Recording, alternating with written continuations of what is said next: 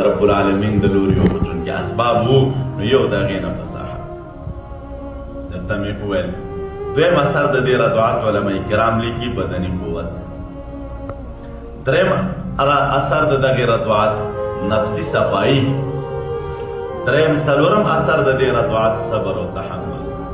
دا ډېر ګران کار دی چې ماشوم دې په ماشومتوب کې د خپلې کورنۍ نه بېل شي ولې بل ته لاړ شي او ودې روزلی شي نو دا بېل بېل حکمتونه د رب العالمین پکې. اتم نمبر واپسې د رسول اکرم صلی الله علیه وسلم خپلې مور بیبي ته کله چې واقعه د شق صدر پېښه شوله حلیمې سعدي رضی الله عنها ته خپل بچیان راغلل چې هغه زموږ مکي ورور هلته چې دی چا سملولو سینه مبارک یې وڅیرلی شوه نو دا خو یو عجیبه خارقه وه. نو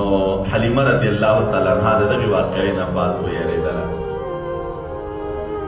واپس رسول الله صلی الله علیه وسلم یې چې دی راوسته او خپل خاندان او کورنۍ ته چې دی هغه حواله کړي. هغه شګه میدانه یې دی نو اوس هم ښکاره کېږي نو انسان چې اوس فکر وکړي هغې وخت نه چې دا میدان یې هلته پروت دی نو چې هوار میدان وي نو شق صدر په بل ځای کې نه کېږي شګه هم پکې وه.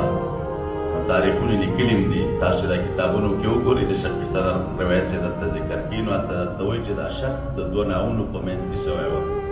دوه ناوونه دوه غرونه نو ناو هماغه ناو دی یو طرف هم غر دی او بل طرف هم غر دی پاس هغه کلي سر کې یو کور دی پخوانی نو دا چې دی هماغه ځای وه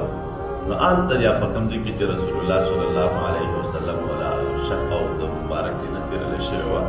بیا په هغې ځای کې بېل کیفیت او ځانګړتیاوې وي. نو خلاصه دا راووتله چې مرحله د رضاعت د رسول اکرم صلی الله علیه وسلم یو په دې کې طبیعي تربیه وه روحاني پاکوالی او الهي حفاظت او ورسره تکلیف تیاروالی و